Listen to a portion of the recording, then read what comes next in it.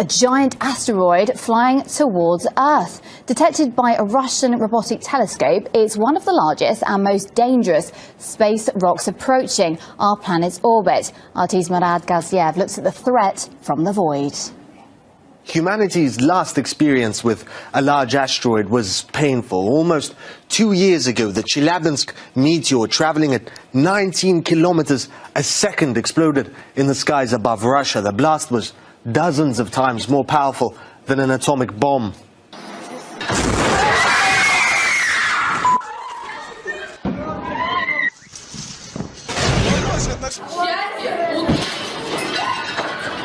But that meteor was only 20 or so meters in diameter, weighing about as much as the Eiffel Tower. This new asteroid is an entirely different story. It's 20 times bigger, the size of a village, weighing millions of times more. If this asteroid, for now called 2014 UR-116, flew into our atmosphere, it wouldn't just burn up in the air and shatter windows. This would hit the planet's surface, potentially killing millions. But calm for now. It's not yet on a collision course with Earth. The danger is, as it passes near planets and the sun, gravity could alter its path. In fact, the Russian Space Agency, which detected UR-116, has satellites watching just for such objects. And it's not only Russia. An American observatory a decade ago detected another similar asteroid. There was a big scare about that, if you remember. Apophis was named after the Egyptian god of evil, and asteroids its size hit Earth on average once in 80,000 years. NASA gave it a very real chance of impacting our planet, though that was later revised down. But the danger from asteroids is very real, and astronomers are increasingly keeping an eye out and thinking about what to do if they confirm a collision course, though don't expect anything quite as dramatic as Bruce Willis leading his team of misfits to save of the world. Signs predicted by Bubba Venga. She is called the Nostradamus of the Balkans, and with good reason. Bubba Venga, the blind Bulgarian clairvoyant, who died 20 years ago, is believed to have predicted the rise of the fall of the Twin Towers, the 2004 tsunami, and the global warming, among a host of other events. Horror, horror, the American brethren will fall after being attacked by the steel birds. The wolves will be howling in a bush and innocent blood will gush, is, according to her followers, what she said about the fall of the Twin Towers. Here are 10 predictions that the blind Bubba made for 2016 and beyond. Europe will cease to exist, according to Bubba Venga. The continent will cease to exist by 2016, and all that would remain will be empty spaces and wasteland, nearly devoid of any form of life. She is reported to have said that chemical weapons would be used by extremists against Europe. China will become the new superpower. As per her predictions, China is set to become the new superpower in 2018, bringing an end to the United States and its economy. According to her, the exploiters, the developed nations, will become the exploited, the third world. In 2011, the International Monetary Fund had also predicted that China's economy will overtake that of the US in 2016, emerging as the new superpower. Hunger eradication. Bubba Venga has predicted that hunger will get eradicated sometime between 2025 and 2028.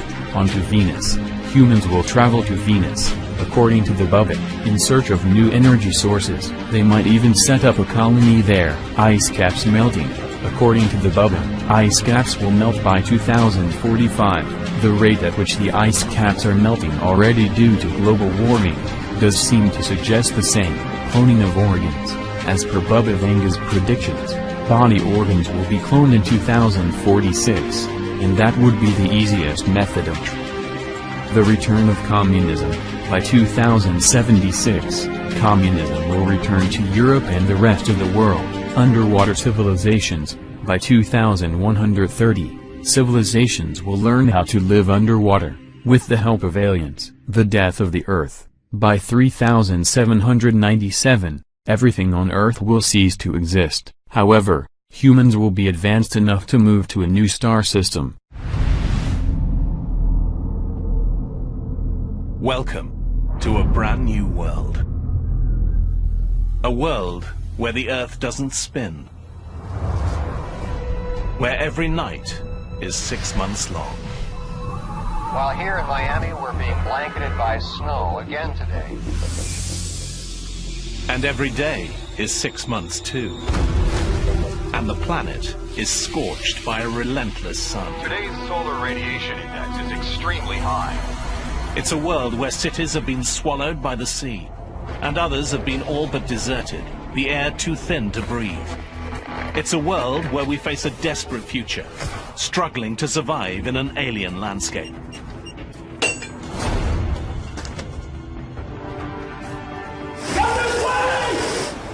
This is the story of what could happen if the planet suddenly stopped spinning. And how on Earth changing one thing changes everything.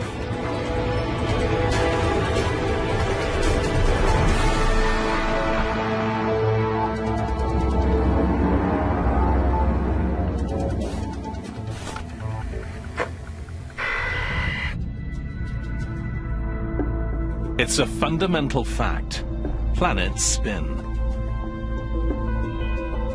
Our solar system was born 4.5 billion years ago from a spinning cloud of gas and dust.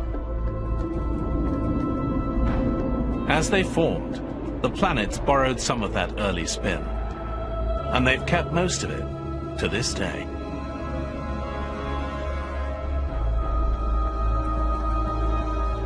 At our equator, the Earth is turning at more than 1,600 kilometers an hour. The Earth is gradually slowing down, about 2 seconds every 100,000 years. But today, that slowdown is going to speed up. It will take 5 years, and by the end, the Earth will have stopped spinning completely. What would happen to our oceans? Our continents? The air we breathe?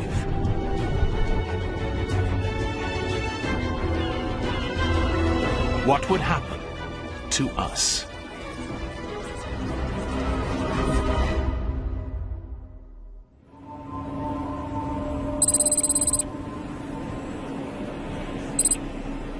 On day one, the change in the speed of our rotation is practically unnoticeable, less than 1 kilometer an hour, but the results are dramatic. At Miami International Airport, the first sign of trouble. Miami Tower, American 553, just turned on final. Most commercial aircraft navigate with the help of GPS. GPS relies on a series of satellites, which tell an aircraft where it is. The ground bases the satellites communicate with are not where the satellites assume they'll be. GPS doesn't expect the Earth's spin to change so dramatically. The slowing Earth routers direct planes to land far from airports.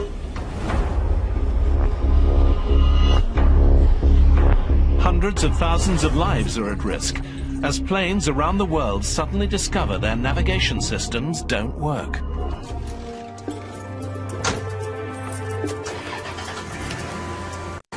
Scientists have confirmed an erratic reduction in the Earth's rotation. Some are even suggesting it will stop spinning in as little as 5 years. If it does, the results will be disastrous. Scientists are predicting no country will be spared.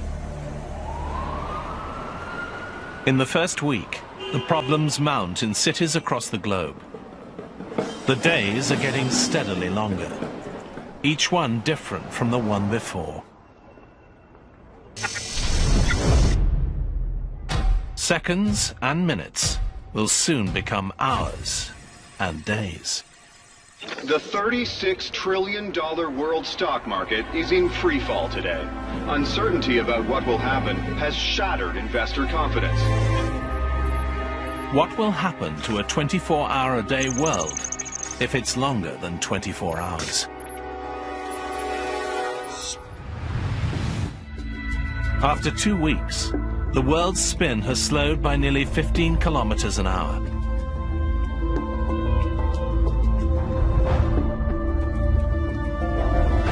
And the chain reaction gains speed. Commercial aviation has been reduced to essential services only, with a record 470 accidents worldwide. Time is the first problem on an Earth that is slowly losing its spin. But after 2 weeks, there's a new, even more critical problem: the oceans.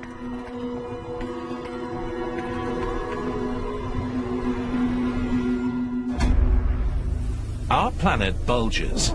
It's fatter in the middle than at the poles. Our spin is one of the forces that keeps the water in place on top of the equator. But as that force weakens, the oceans begin to move.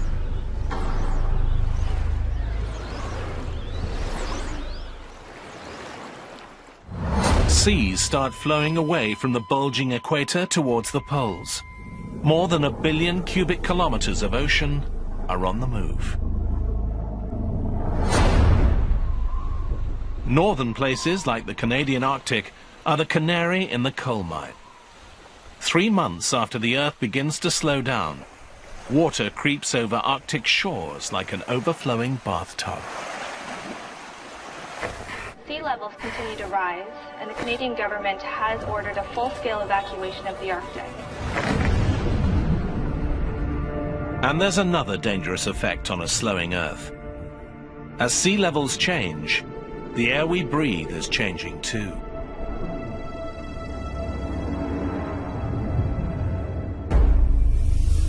Our atmosphere is evenly spread across the planet, and it rotates in sync with the Earth.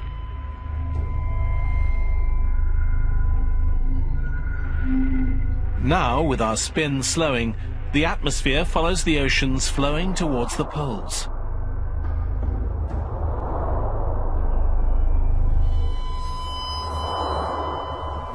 Among the first hit are cities in the tropics, including Rio, Mumbai, and Singapore.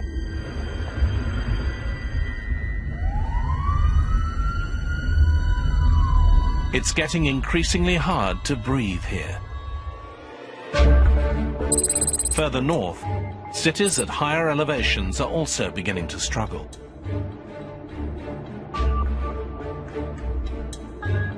In the United States, people climbing in Colorado experience the effect dramatically. Altitudes of 1,500 meters are now like breathing at 4,500. Humans get altitude sickness at less than 2,500 meters. Just over 5,000 meters is the outer limit of survival.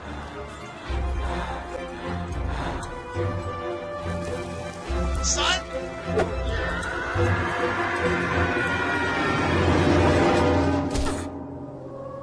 The world is changing quickly, and the worst is yet to come.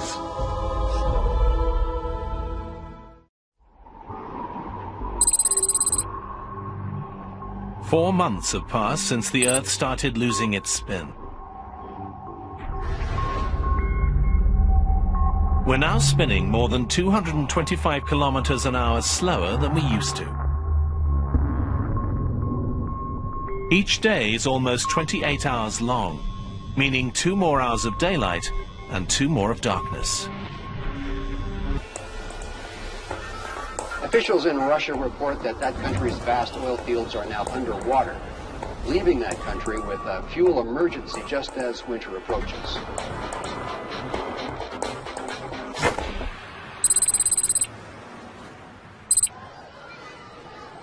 In most of the United States, flooding and thin air are not yet taking lives.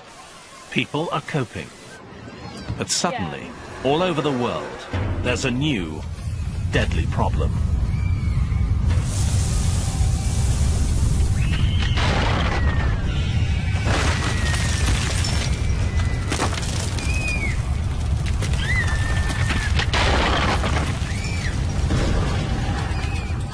Earthquakes occur where there have never been earthquakes before.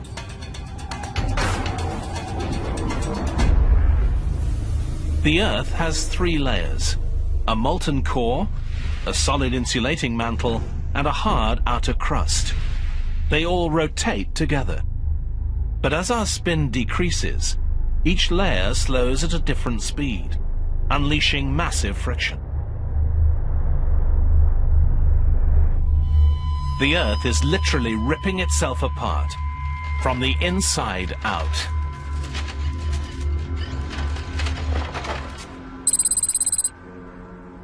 The waters off San Francisco are an area prone to earthquakes.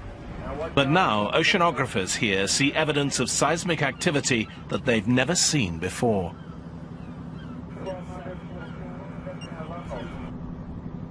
Deep cracks in the ocean floor release intense heat. Dead fish killed by the blast float to the surface.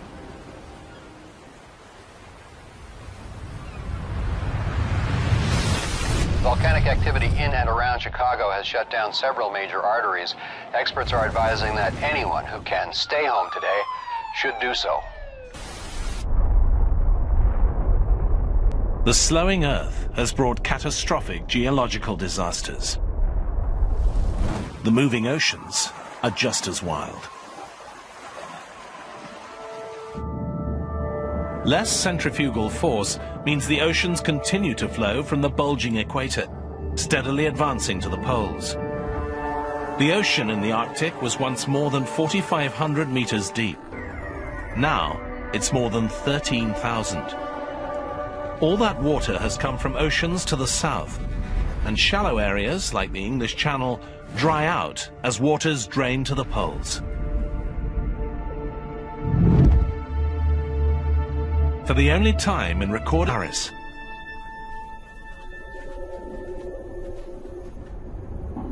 And it's not just Europe. Miami's famous beaches are now inland as the oceans surge to the poles.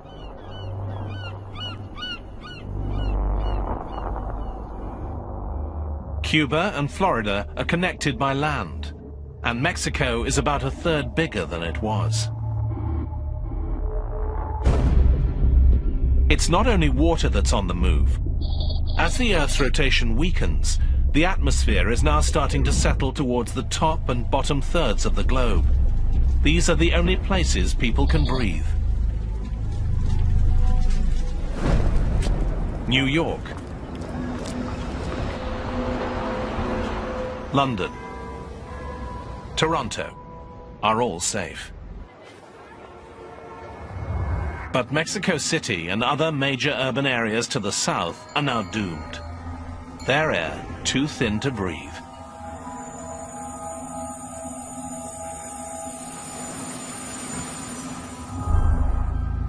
In the United States, Denver is called the mile-high city.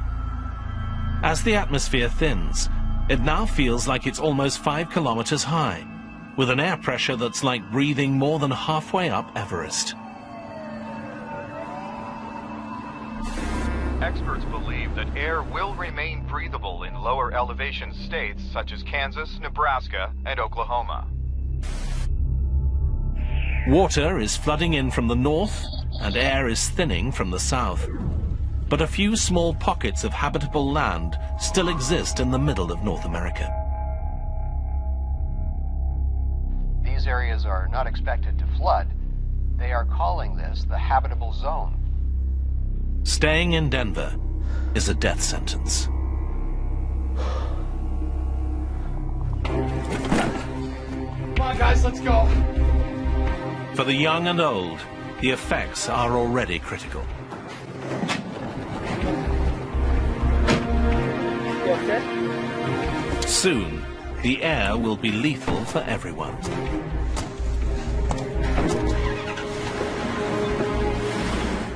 The U.S. government advises that up to 25 million people in parts of the Southwest should evacuate. The slowing rotation of Earth unleashes deadly friction between the Earth's outer layers and the inner molten core. Volcanoes and earthquakes have destroyed routes by road and rail. Major highways across the country are closed, and those traveling by car are warned that there are no safe routes.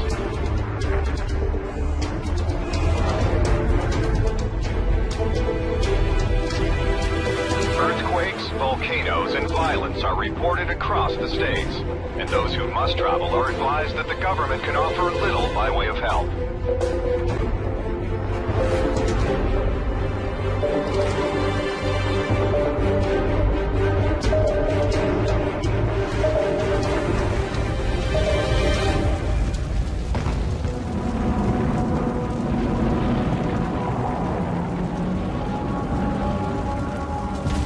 Those making the treacherous journey into the livable middle of the United States witnessed the geological upheaval caused by the slowing Earth.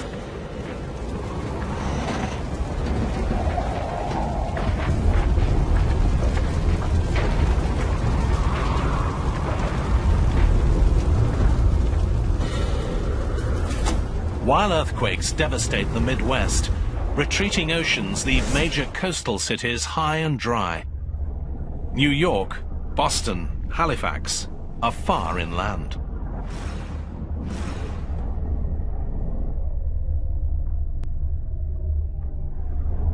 Australia has formed a new continent with Indonesia, and Asia's shallow coast is no longer a coast at all. In just 4 months, Hong Kong and other major ports are dry. Shipping has come to a standstill all around the world.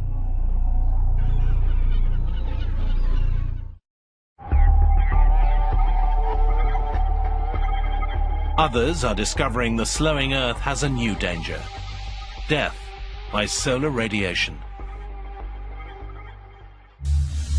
An invisible electric field called the magnetosphere normally protects the Earth.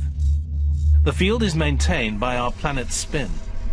The rapid rotation of the Earth's iron core generates it. The magnetosphere deflects blasts of solar radiation.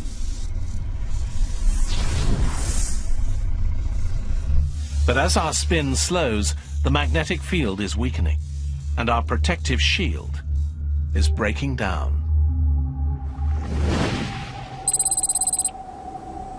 Tropical places like Miami are in no danger of flooding. The city sits on the Atlantic's continental shelf. Now dozens of kilometers of that shelf are exposed, and Miami is landlocked. And here, the air is still breathable, but the sun is deadly.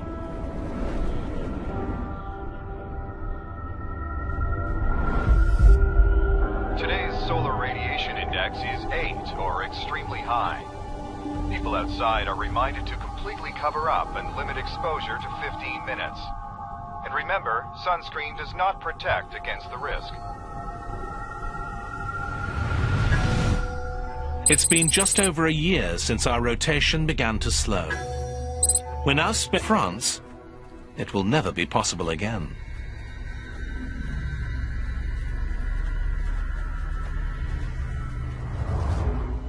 At first, the shallow areas around mainland Europe drained as the North Atlantic Ocean converged on the pole. But now, as the polar sea swells, the United Kingdom and much of Europe are swallowed by a new ocean.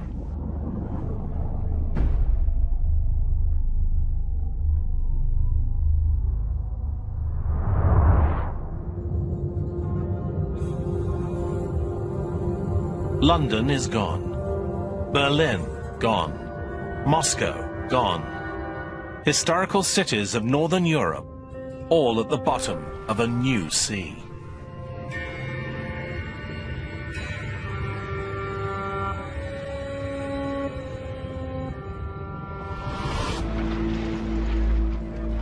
In North America, survivors who have been able to make the trip begin to arrive in Kansas. A college campus has been commandeered. Scientists are working to create a refuge in what they think is the safest place in the United States. No flooding, lots of air, minimal earthquakes. I know everybody's excited. But they face an enormous struggle. There's no food being delivered in this shattered world. Roads are all but impassable. What food they eat, they'll have to grow here.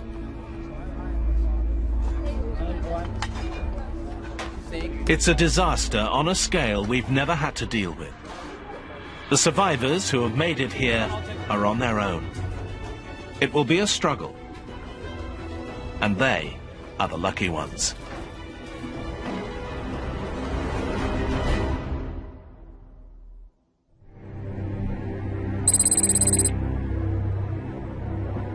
It's taken just 2.5 years, but now the spin of the Earth is just 320 kilometers an hour, more than 1,200 kilometers an hour slower than it once was. Entire countries are underwater. In others, the air is too thin to breathe.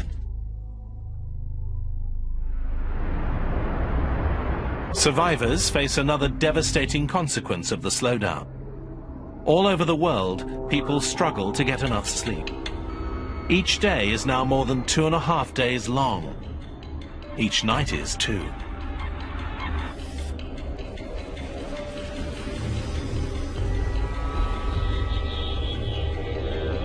Humans are not programmed to sleep in a world that's light for more than 60 hours straight.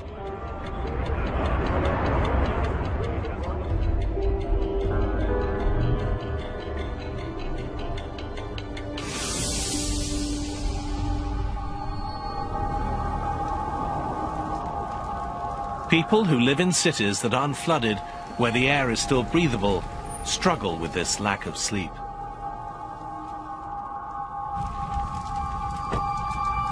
People suffer from blurred vision and lack of muscle control. Hey, you okay?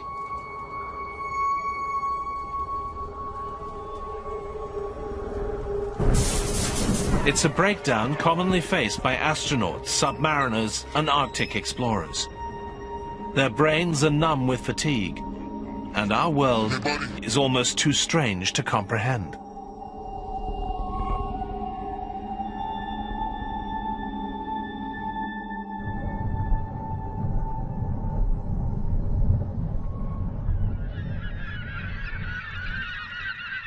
The slowing Earth has a devastating effect on animals too. The migration of most mammals is triggered by the changing length of day. Now the day is getting longer, not shorter. Some migratory birds die as they fail to fly south, and then are frozen as long periods of cold night close in. Other species face the same fate. Caribou.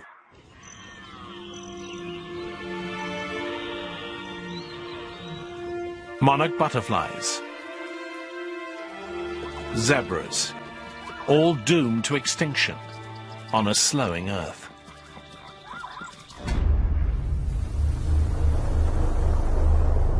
As the oceans move to the poles, a new megacontinent is forming at the Earth's middle latitudes. A group of oceanographers in San Francisco is determined to make their way there. These survivors want to start afresh on what used to be the sea floor. It holds more hope for life than staying in a big city. It's a desperate decision, but on this radically altered planet, there are few good choices. In 2.5 years, a gradually slowing world has been completely transformed, and the worst is yet to come.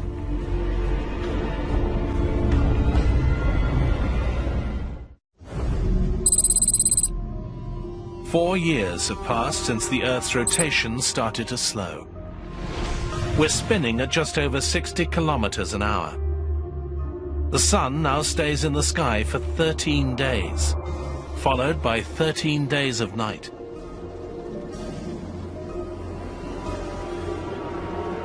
The old concept of 4 seasons is gone. The climate is now defined by a cycle of bright and hot, or dark and cold. In the long nights, the temperatures can plummet to minus 55 degrees Celsius. Humans struggle to adapt.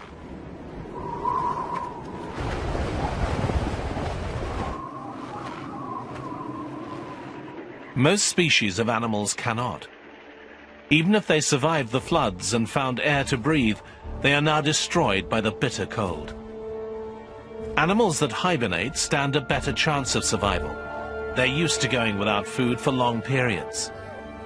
But their future remains uncertain, as their habitats are either flooded or airless.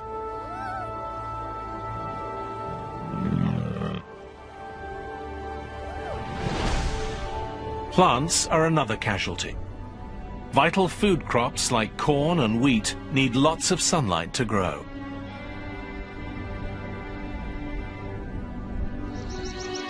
Temperate rainforests freeze and never recover.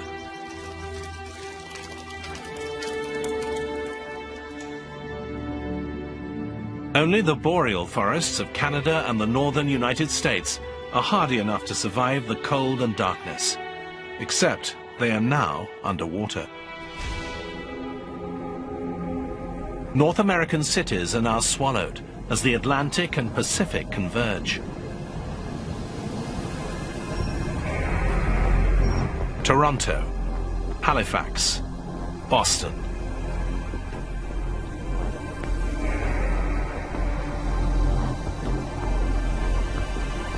Millions more people in the US and Canada are dead. New York too is being engulfed by the new ocean. But the water here is just 100 meters deep.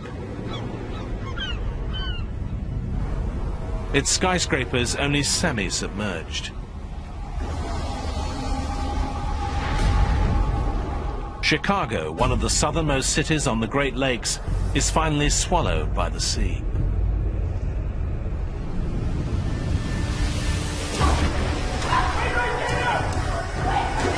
Those who have stayed now leave in panic as seawater begins flooding subways and courses through city sewers.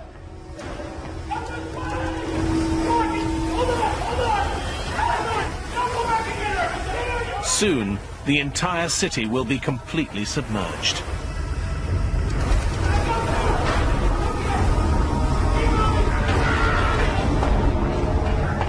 In a world where the massive oceans continue to move, there aren't many safe places left.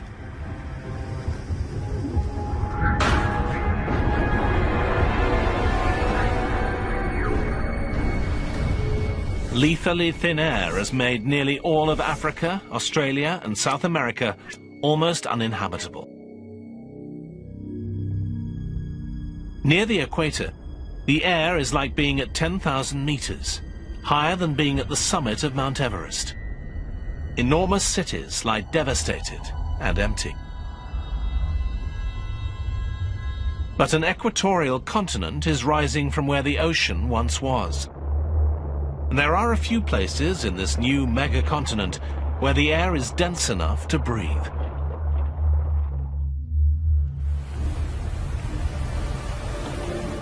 A ship carrying a group of young explorers is making its way west to start a new human colony on what was once the ocean floor. Their journey is treacherous. GPS doesn't work on a slowing Earth. Even charts are unreliable as the ocean changes shape all around them.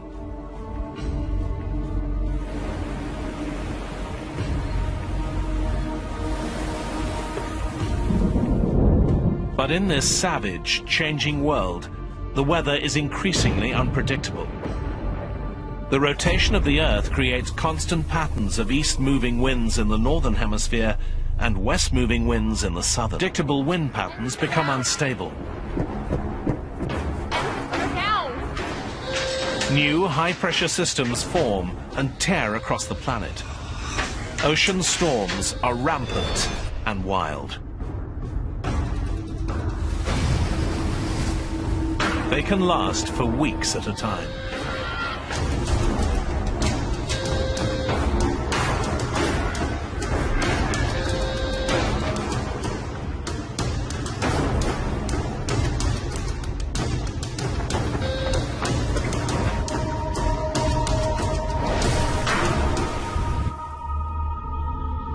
Weather around the world is changing. 13 days of darkness send waves of freezing cold around the planet.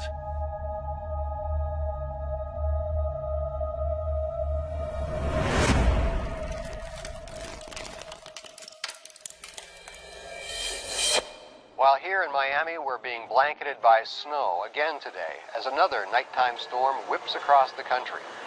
The blizzard is expected to last another 12 days until the sun comes up. Places like Miami are not equipped for brutal winter weather.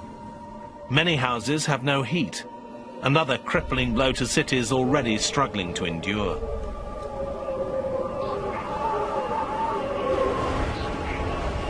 And life all around the globe is going to get harder still.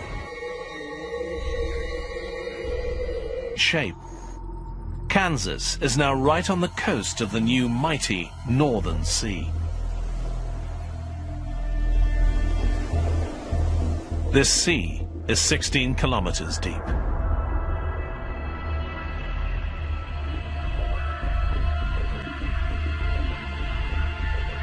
About 800,000 square kilometers of the United States is now inhabitable, less than a tenth of its former landmass. Settlers have created a habitat for growing food and staying sheltered from the increasingly harsh climate of extreme hot and extreme cold.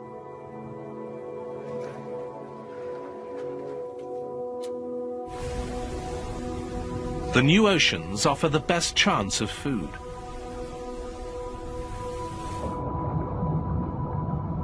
The flooding of continents has made them nutrient-rich, meaning a lot of food for fish. Warm water species died as coastal ecosystems were destroyed, either dried up or flooded when the oceans moved. But many cold water species, such as cod, mackerel, and tuna, survive.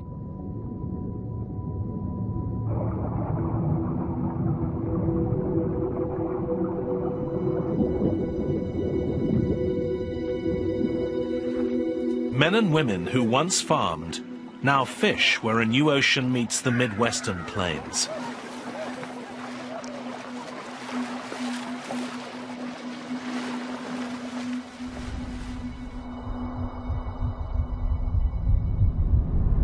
In the long, cold nights, refugees work in teams, catching fish from the freezing ocean.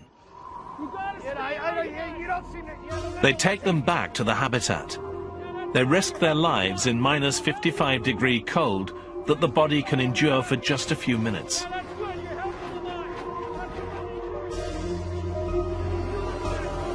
Fishing through the ice is not offering enough food for an increasing number of North American refugees. Time is running out. As the spinning of the Earth slows, the blinding snow finally stops. The Coriolis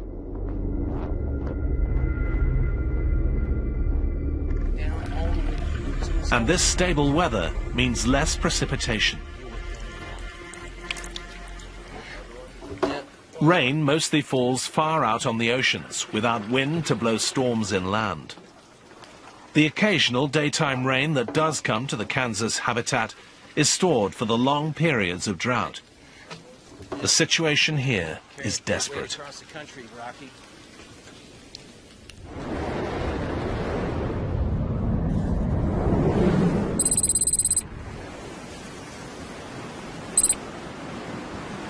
At sea, the oceanographers who set sail from San Francisco are now shipwrecked on the mega-continent.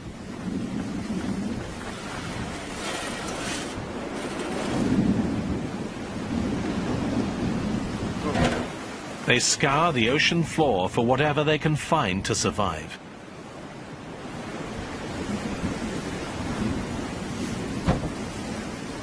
Their choice to live far out in what used to be the sea is risky. Unlike those in Kansas, they only have the resources they brought with them and what they can salvage. But if they succeed, they will have the largest piece of habitable land on the entire planet.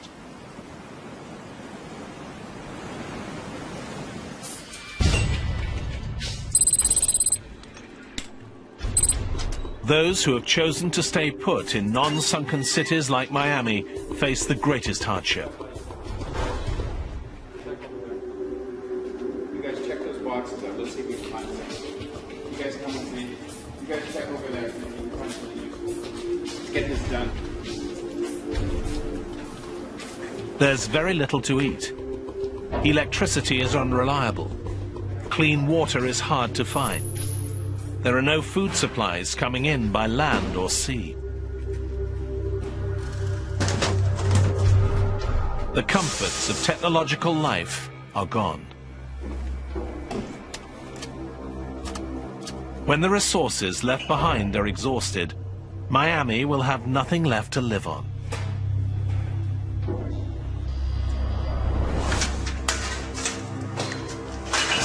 Time is running out.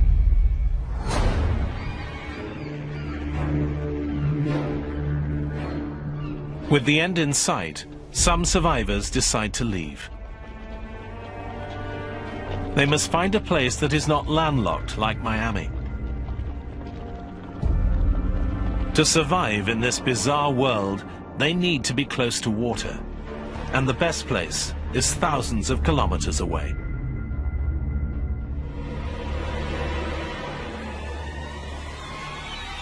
The oceans are one of the last sources of animal protein on the planet. Mid-Pacific, a new colony takes root. They set up a small base camp for food and shelter. Wind power is harnessed to generate electricity. The seabed's drying up, and agriculture will soon be possible on the edge of the new Northern Ocean.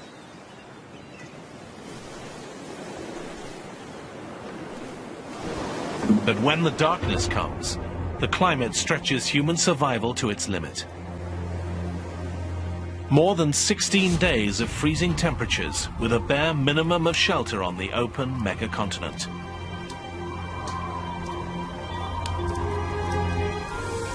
And when the world stops spinning completely, more deadly change will sweep the Earth.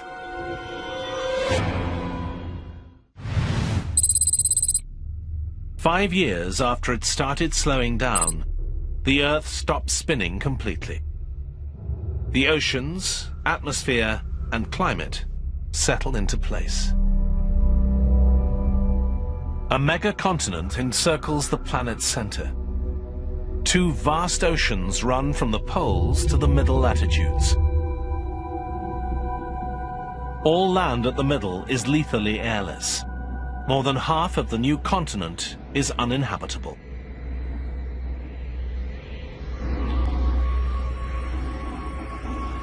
The Earth is not spinning, but it still orbits the Sun.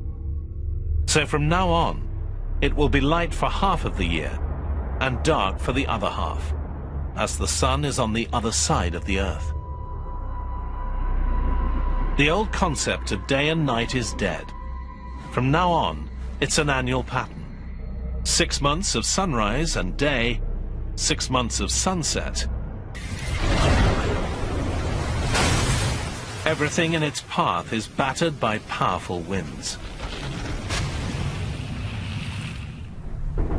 On the edges of the sun's spotlight, the effects are less deadly. On the new megacontinent near Hawaii, it rains in torrents for a month. In the same way that a hurricane creates storms thousands of kilometers away.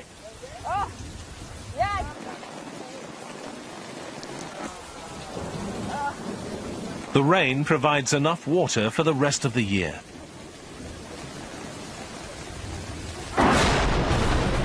Others are not so lucky. Those living in Kansas are thousands of miles north of the sun's blistering path. They now discover in the stable weather of a still Earth that it will never rain here again. The settlers cannot even desalinate the oceans for water. With the electricity supply collapsed, there is not enough energy.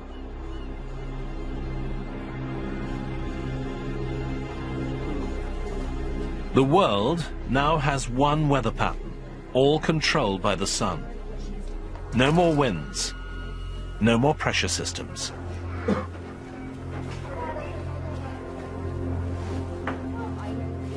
And with the long, dark night, the final blow. The nighttime temperature plummets to minus 55 degrees Celsius, almost 20 degrees colder than the average Arctic winter.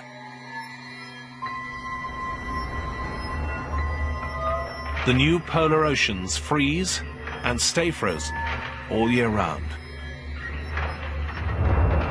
On a still Earth, those living in Kansas are doomed. The ocean colony in the mid-Pacific is just 1,700 kilometers from the edge of the sun's path. They can fish without having to break through the ice.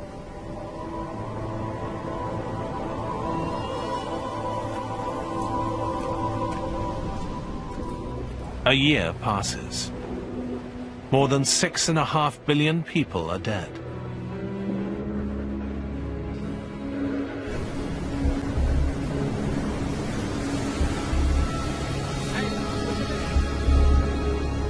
A few wandering survivors find their way to one of the last places on Earth where people can breathe the air and survive the climate.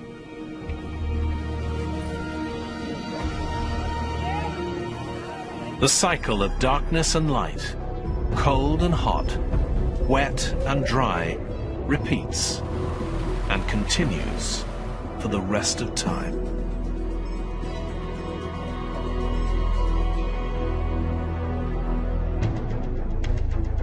Suddenly slowing our rotation creates a brand new planet. It will never happen like this, but it reveals the delicate balance that keeps our planet alive.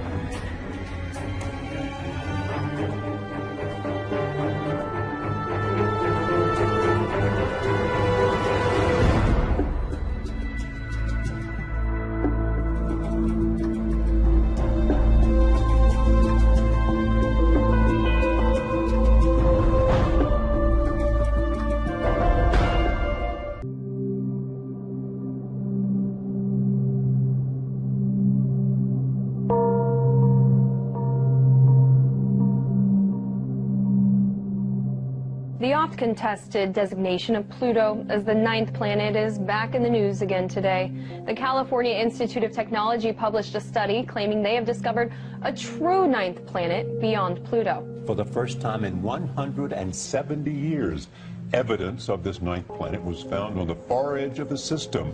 Astronomers at the California Institute of Technology have not directly seen it yet, but they think it's up to 10 times bigger than Earth and 20 times farther away than Neptune. Two scientists at Caltech say they've discovered a 9th planet in the outer corners of our solar system. It's pretty exciting to know it's out there and waiting to be found. 2 years ago, we realized that there was something funny going on in the outer solar system. What these orbits are showing us, they're showing us sort of a gravitational one-way sign towards the existence of an additional body. These researchers say for the last 13 years, a handful of objects have been found by other astronomers, and all of these objects swing in the same direction. That can't happen by chance, so we knew something funny was going on. Many may remember Mike Brown for his role in demoting Pluto as a planet about a decade ago. What's the evidence that it's there? So the evidence is that we can look at objects orbiting around our solar system and figure out why their motions are the way they are, because of the gravitational influences of everything else around. So we looked at a small group of objects newly discovered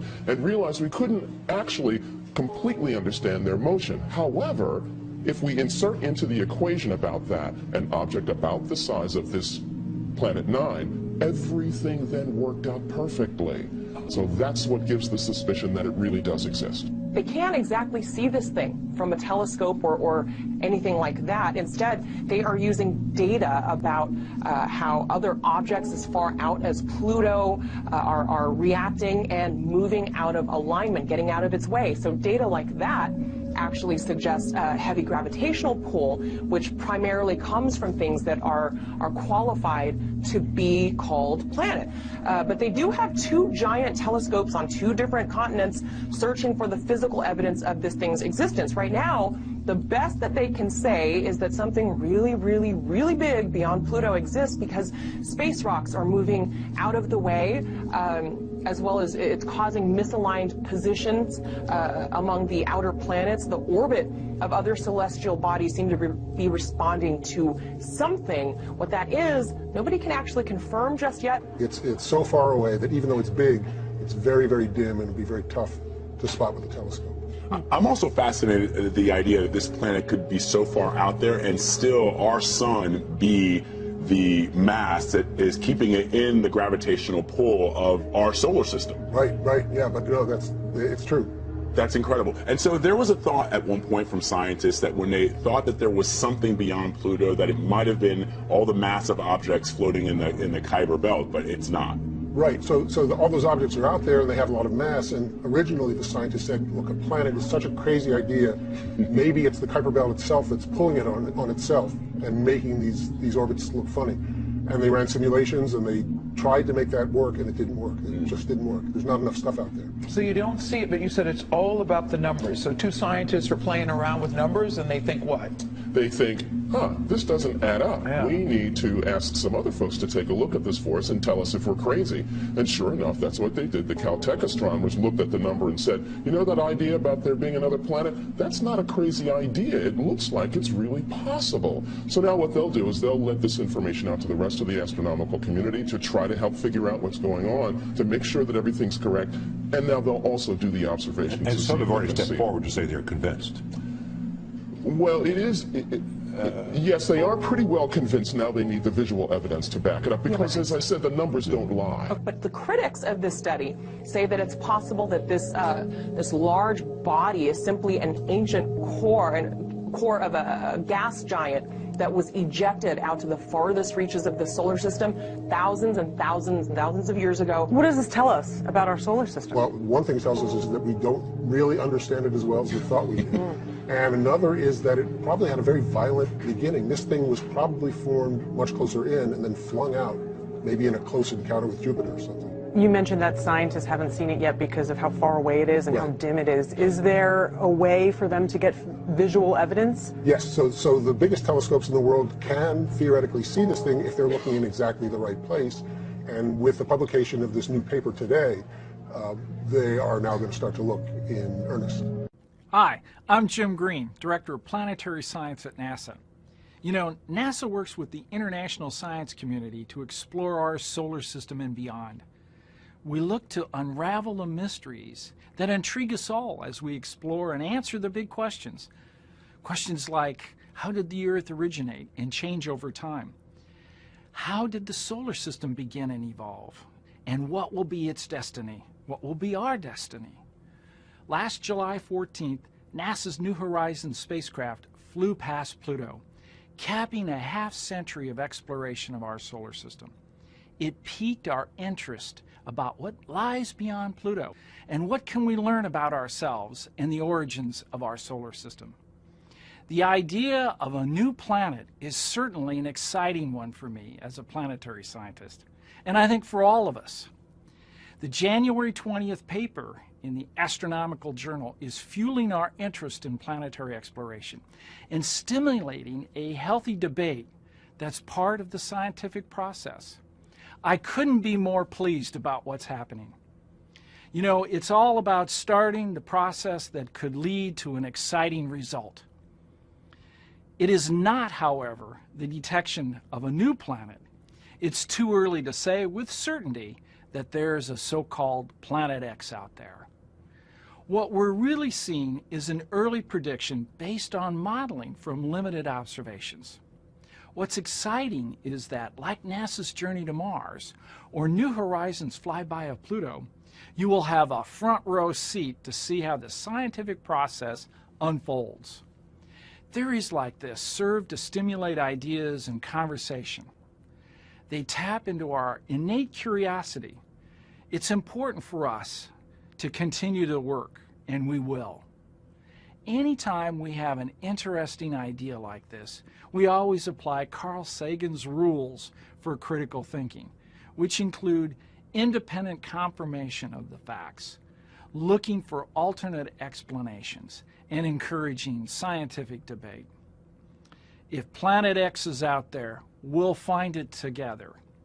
or we'll determine an alternate explanation for the data that we've received so far. Now, let's go explore. But Batigan and Brown are not the first to claim that they've discovered a new major planet beyond Neptune. In fact, the hunt for Planet X has been on for over a century. But every promising claim has ultimately been shut down by scientists.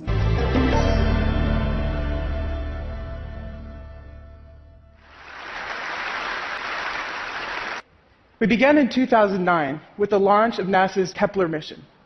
Kepler's main scientific objective was to find planets outside of our solar system.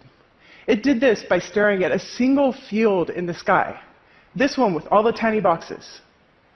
And in this one field, it monitored the brightness of over 150,000 stars continuously for 4 years, taking a data point every 30 minutes.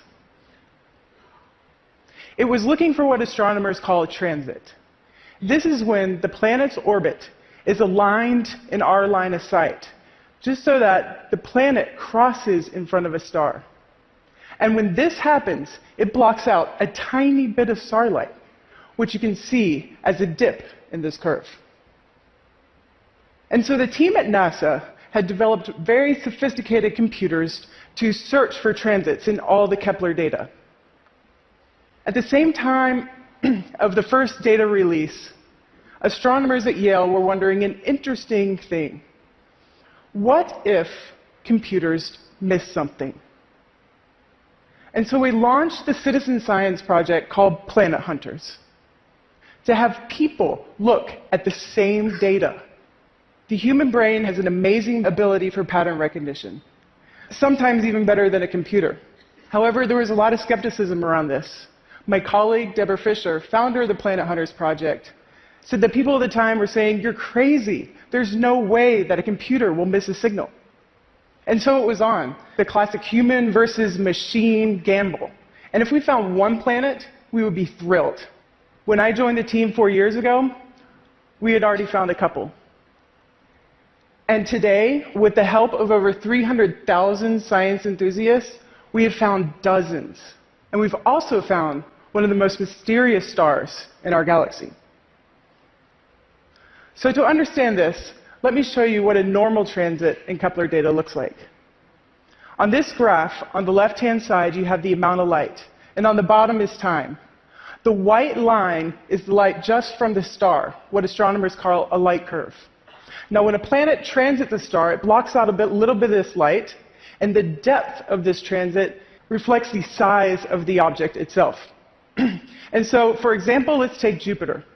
Planets don't get much bigger than Jupiter. Jupiter will make a 1% drop in a star's brightness.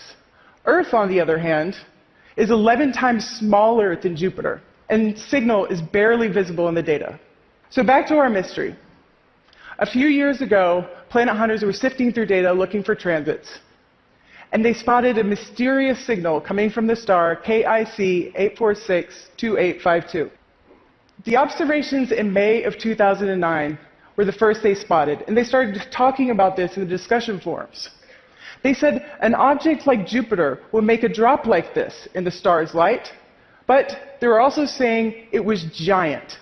You see, transits normally only last for a few hours, and this one lasted for almost a week. They were also saying that it looks asymmetric, meaning that instead of the clean U-shaped dip that we saw with Jupiter, it had this strange slope that you can see on the left side. This seemed to indicate that whatever was getting in the way and blocking the starlight was not circular like a planet. There are a few more dips that happened, but for a couple of years, it was pretty quiet. And then, in March of 2011, we see this. The star's light drops by a whole 15%. And this is huge compared to a planet, which would only make a 1% drop. We describe this feature as both smooth and clean. It also is asymmetric, having a gradual dimming that lasts almost a week, and then it snaps right back up to normal in just a matter of days. And again, after this, not much happens. Until February of 2013, things start to get really crazy. There is a huge complex of dips in the light curve that appear, and they last for like 100 days, all the way up into the Kepler mission's end. These dips have variable shapes. Some are very sharp and some are broad, and they also have variable durations. Some last just for a day or two, and some for more than a week. And there's also up and down trends within some of these dips, almost like several independent events were superimposed on top of each other. And at this time, this star drops in its brightness over 20%. This means that whatever is blocking its light has an area of over 1,000 times the area of our planet Earth. This is truly remarkable. And so the citizen scientists, when they saw this, they notified the science team that they found something weird enough that it might be worth following up. And so when the science team looked at it, we're like, yeah, there's probably just something wrong with the data. But we looked really, really, really hard. And the data were good. And so what was happening had to be astrophysical, meaning that something in space was getting in the way and blocking starlight. And so at this point, we set out to learn everything we could about the star to see if we could find any clues to what was going on. And the citizen scientists who helped us in this discovery, they joined along for the ride, watching science in action firsthand. First, somebody said, well, what if this star was actually very young and it still had the cloud of material it was born from surrounding it? And then somebody else said, well, what if the star had already formed planets and two of these planets had collided, similar to the Earth-Moon forming event? Well, both of these theories could explain part of the data, but the difficulties were that the star showed no signs of being young, and there was no glow from any of the material that was heated up by the star's light. And you would expect this if the star was young or if there was a collision and a lot of dust was produced. And so somebody else said, well, how about extraordinary claims require extraordinary evidence? And it is my job, my responsibility as an astronomer to remind people that alien hypotheses should always be a last resort. Now, I want to tell you a story about that. It involves data from a NASA mission, ordinary people, and one of the most extraordinary stars in our galaxy. A huge swarm of comets that are passing by the star in a very elliptical orbit. Well, it ends up that this is actually consistent with our observations. But I agree, it does feel a little contrived. You see, it would take hundreds of comets to... There might be a whole new planet on the other side of Pluto. It's named 2012 VP 113, jokingly dubbed Biden. Get it? Corey Powell's editor-at-large for Discover Magazine in studio. How you doing, Corey? VP Biden. Right on. There we go. Correct on that. Two images show you. This is the arrow obviously pointing to it. But there are three dots on here. One is red, one is green, one is blue. Right. What's significant? So this is the actual discovery image. Basically, two astronomers were looking one little patch of sky very, very far away, looking for exactly this kind of thing. Stars don't move. Planets or anything that's like a planet does. So this is color-coded. This is what they saw on different nights. They're looking for one thing moving. They color-coded it to show that all these stars are staying still. This thing is moving, and the way it's moving... So this is just one... It's one object, color-coded. Is Pluto on this? Pluto's in a whole different part of the sky. So this is way out there. This is way out there. Well, this is more than twice as far away as Pluto. Unbelievable. Why does this matter, Corey? Well, there are two ways you can look at it. I think I look at it first of all as an exploration question. That we know where we are on Earth. We've mapped our planet. Our solar system is still terra incognita. It's full of surprises. This object is something that astronomers said shouldn't even be there. There's a whole other solar system beyond the planets that we know that are full of these things that are sort of planets, sort of comets. Some of them they call dwarf planets. That's what they're calling this one. What we're seeing is we're seeing our neighborhood. We're seeing what's around us. And then the second part, we're seeing where we came